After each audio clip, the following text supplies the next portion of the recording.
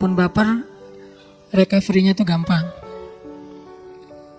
Kalau bapernya di luar, tinggal pulang ke rumah.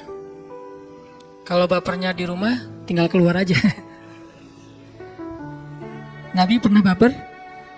Pernah, walaupun baper Nabi itu baper fisabilillah ya. Kenapa saya bilang baper fisabilillah? Karena bapernya karena dakwah. Kalau kita bapernya karena masa lalu, baper ngelihat tadi mantan udah bahagia, itu rasanya kayak luka yang dikasih garam, makin perih. Udah terluka dikasih lagi garam, udah jatuh ketiban tangga. Tapi kalau kita udah bahagia duluan, ngelihat mantan udah kayak gitu kan gak terlalu baper ya, biasa aja, gak nyesel. Kenapa? Kita juga udah duluan bahagia. Ini bapernya kita. Kalau bapernya Nabi, baper fisabilillah. Bapernya Nabi itu karena dakwah. Salah satu ayat baper di awal-awal dakwah itu surat Al-Muzammil.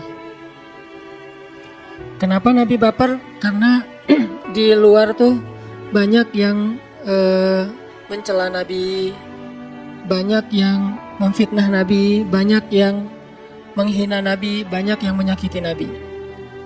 Akhirnya Nabi sedih, kan baper kan? Akhirnya Nabi sedikit kecewa. Nah, itu bapernya Nabi. Pulang ke rumah Khadijah radhiyallahu anha. Sampai di rumah, baper itu reda secara pelan-pelan. Kenapa bisa kayak gitu? Pertama reda karena ngelihat wajah Khadijah. Wajah Khadijah itu obat buat Nabi. Kemudian sentuhan tangan Khadijah, dibelai sama Khadijah. Nabi istirahat, tidur karena Nabi pulang udah malam banget. Udah capek seharian dihina, dicela, dicaci maki, direndahkan, disakiti, dimusuhi seharian. Bayangin keluar habis subuh, cuman pengen berdakwah nih. Pulang-pulang hampir tengah malam. Pulang dalam keadaan hampir gak ada satupun yang beriman. Yang kayak gitu tuh sering Nabi tuh. Ibarat kita dari pagi sampai malam keluar, gak ada 1 rupiah pun yang bawa pulang, kan baper ya. Kalau yang kerja nih, apalagi kerjanya belum tetap, bukan sebagai employee, sebutlah kayak usaha, dagang. Keluar subuh-subuh, pulang tengah malam, gak ada satupun dagangan yang laku. Nabi juga sering kayak gitu, cuman bukan dagangan, dakwah. Keluar subuh-subuh, pulang malam, gak ada satupun orang yang beriman. Jadi gak ada yang close gitu. Semuanya ya deh, paling-paling gitu. Kayak kita nawarin apa gitu. Oh ya udah saya ntar ikut. Ntar saya hubungin lagi. Oh ya kayak gitu-gitulah. Kita kayak sales gitu kan. Keluar pagi-pagi ngejual barang, terus akhirnya kasih kartu nama. Orang cuma basa-basi doang mau beli, basa-basi doang akan hubungi kembali, basa-basi doang lagi nggak bawa duit apalah segala macam alasan. Sampai malam nggak ada yang beli satupun. Padahal ada target. Kalau kita dari perusahaan itu minimal sehari ngejual 2 barang misalnya. Tapi sampai malam nggak ada yang laku. Sedih, kecewa, kadang-kadang ngerasa kayak besok perlu keluar lagi nggak? Ngerasa putus asa, kayaknya udah nggak akan berhasil usaha ini atau dagangan ini atau profesi ini. Nabi nggak sampai ke tingkat putus asa, tapi kecewa berat sering. Sedih luar biasa tuh sering. Bukan sedih karena beliau dicelanya nih. Nabi bukan tipe kayak kita yang baper karena dicela, tapi sedih kepada orang yang mencela. Kasihan gitu. Makin dicela, Nabi makin kasihan sama dia dan sedih memikirkan nasib dia nanti di akhirat. Jadi kalau sedih kita mikirin nasib sendiri, baper kita tuh mikirin diri sendiri. Bapernya Nabi itu mikirin orang lain. Gimana nanti kalau dia gak terima hidayah, pas dia meninggal gimana nanti di akhirat, saya gak bisa nolong. Karena kalau gak masuk Islam, Nabi gak bisa nolong, gak dikasih izin sama Allah. Yang dikasih izin cuman orang yang bersyahadat. Jadi Nabi baper, sedih, kecewa tuh gara-gara mikirin nasib orang lain, bukan mikirin perasaan beliau sendiri. Dan bapernya tuh serius loh.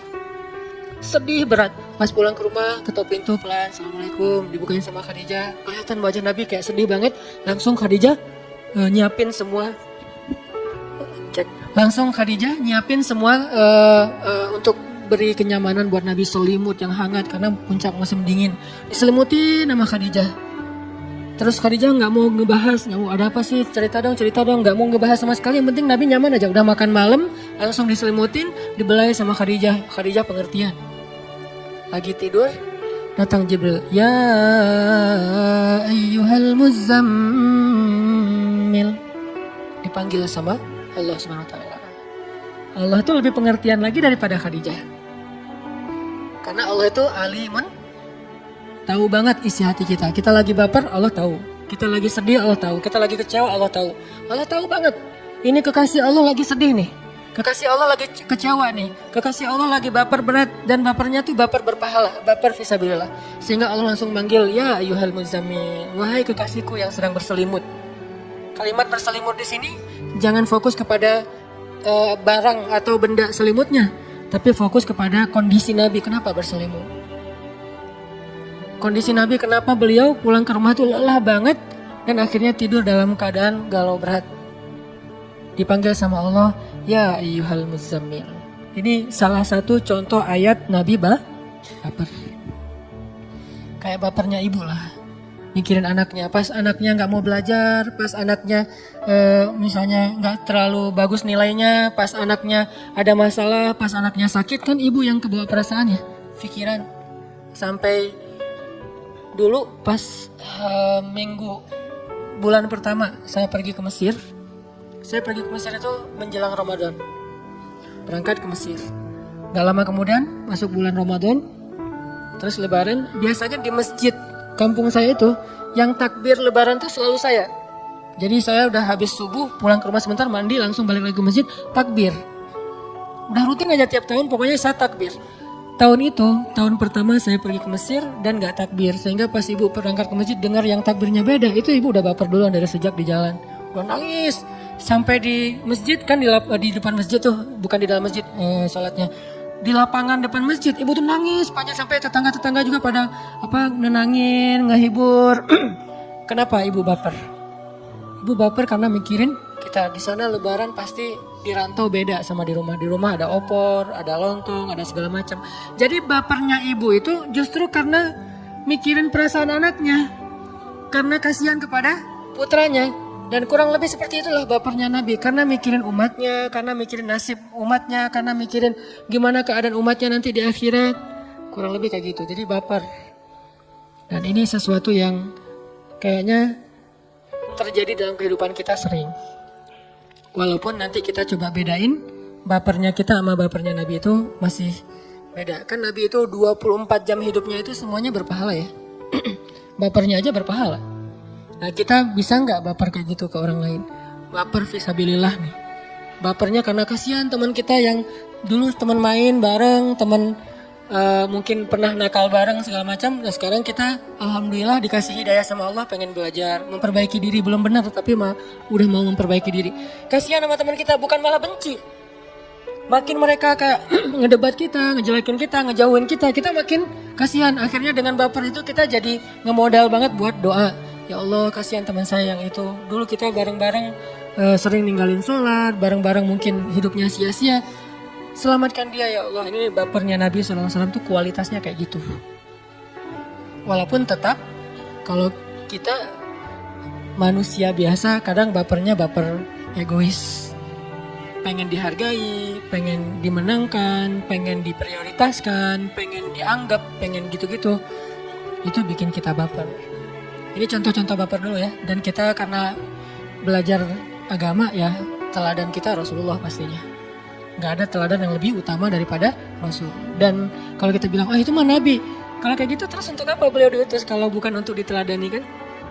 Kan ada orang bilang, itu mah Nabi, kita beda. Kalau gitu gak usah neladani Nabi gitu. Kalau gak usah diteladani, ngapain beliau diutus? Udah aja Allah turunkan Al-Quran dalam bentuk buku, tiba-tiba ada dan dibaca rame-rame. Atau tiba-tiba Al-Quran itu di-share aja sama Allah di dalam handphone. Semua handphone itu udah ada aplikasi Al-Quran. Bisa juga kan? Kayak misalnya ada beberapa program yang kalau kita beli handphone pasti ada kan ya aplikasinya. Udah wajib tuh dari Android. Kenapa Allah nggak share aja langsung? Kayak misalnya MP3-nya udah ada. Terus game tertentu tuh udah ada. Terus kalau di komputer mah sekedar minimal Office-nya udah ada gitu. Kenapa Allah nggak nge-share aja Al-Quran di setiap handphone kita? Kenapa nggak di-share aja Al-Quran dalam bentuk buku, lembaran, terus dibaca rame-rame dan dicetak ulang gitu? Kenapa harus ada Nabi? Karena kalau lembaran cuman teori, tapi tidak ada visual teladannya, uswahnya tuh nggak ada. Nabi diutus supaya ditiru. Nabi diutus supaya dicontoh, Nabi diutus supaya diteladani. Jadi kalau kita bilang itu mah Nabi, kita beda. Terus buat apa Nabi diutus? Itu kan logika sederhananya. Tapi kan kita nggak bakalan bisa seperti Nabi, emang nggak bakalan bisa sama persis kayak Nabi.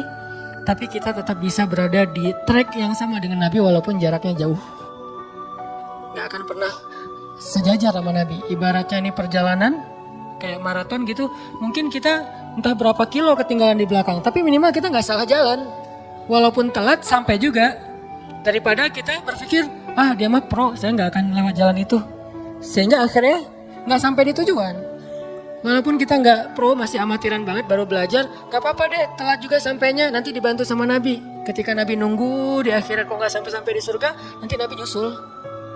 Nanti Nabi akan bawa kita kendaraan. Ibarat kalau di surfing itu pas dia swipe out gitu kan, disapu sama ombak, terdatang rescue-nya. Minimal dia udah dari situ, daripada gua males juga, ternyata itu pro semua yang main, akhirnya kita di pantai doang. Enggak, minimal dia sama-sama beraktivitas yang sama walaupun ada yang pro, ada yang amatiran. Jadi Nabi itu untuk ditiru, bukan untuk dibanggain doang. Rasulullah apa segala macam, untuk ditiru. Walaupun kita nggak bisa niru semuanya. Termasuk dalam bab baper-baperan. Baper itu bukan cuman kebiasaan ABG anak muda doang. Orang tua juga bisa baper. Cuman kasusnya beda-beda. Nah, Rasulullah SAW sendiri baper. Kok Nabi bisa baper? Karena beliau manusia. Masa sih? Harusnya kan dia nggak ada baper-baperan, flat aja. Justru kalau Nabi itu bukan manusia, malaikat, kita tuh nggak akan bisa niru Nabi justru.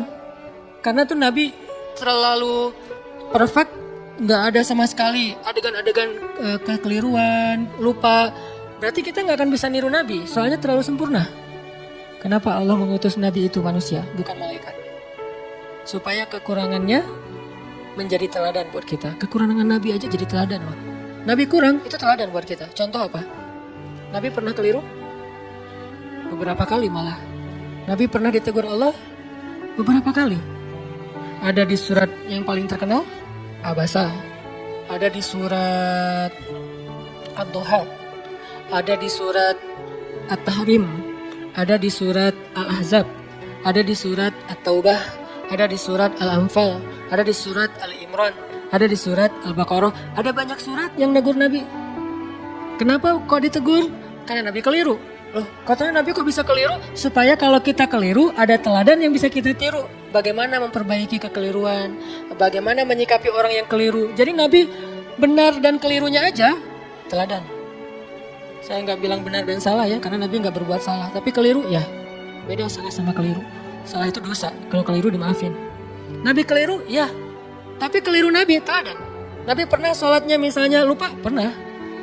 Sholat harusnya 4 rakaat jadi 2 rakaat. Wah, katanya Nabi kok gak khusyuk? Supaya kita kalau nanti gak khusyuk, bukan Nabi yang gak khusyuk kita. Kalau Nabi gak menteladani yang kayak gitu, begitu kita salah sholat, akhirnya kita harus ulangi lagi dari awal. Bayangin teman-teman sholat duhur.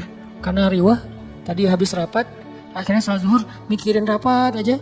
Udah gitu 2 rakaat salam. Aduh salah baru 2 rakaat. Mulai lagi dari awal. Kan berat kan buat kita. Tapi kalau ada teladan dari Nabi. Nabi pernah kayak gitu. Tapi gak mau mulai dari awal. Ngelanjutin 2 berikutnya. Jadi ringan kan buat kita. Justru kelirunya Nabi itu rahmat untuk kita. Nabi keliru rahmat untuk kita. Supaya kita bisa mencontohi Nabi dalam hal yang sama.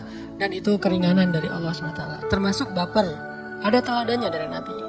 Kalau kita nggak bisa baper kayak versi Nabi banget, minimal mendekatilah. Nabi itu paling baper, salah satunya gara-gara dakwah. Dan yang buat Nabi lebih baper lagi apa teman-teman? Sampai turun atau sampai muncul satu fikih baru, namanya fikih kunut nazilah. Itu kan gara-gara Nabi baper kan? Baper terhadap apa? Ada beberapa orang utusan Nabi, sahabat, hafiz Al-Quran yang dibantai sama musuh di Bi'rul Ma'unah namanya. Di sebuah sumur Ma'unah itu mereka tuh dibunuhin sama musuh, dikhianatin. Tadi katanya pengen belajar dakwah. Muhammad utus dong orang ke sini, kita pengen belajar Islam. Begitu diutus, di tengah jalan mereka malah dibantai. Dan mereka bukan para prajurit sehingga bisa ngelawan. Para da'i. Para hafiz, para ulama yang bukan megang senjata, megangnya buku, mereka hafalnya Quran, dibantai di tengah jalan. Itu Nabi baper banget. Saking bapernya Nabi, for the first time Nabi melakukan kunut nazilah. Kita baper nggak tentang Palestina? Kalau kita mau niru Nabi nih, kita baper nggak tentang Suriah? Kita baper nggak tentang Irak? Kita baper nggak tentang Rohingya? Karena baper itulah yang disebut dengan baper fisabilillah, baper berpahala. Dan memang Allah suka baper kayak gitu. Karena kalau nggak baper kayak gitu, berarti udah nggak ada lagi innamal mu'minuna ikhwah, satu rasa di antara mukmin.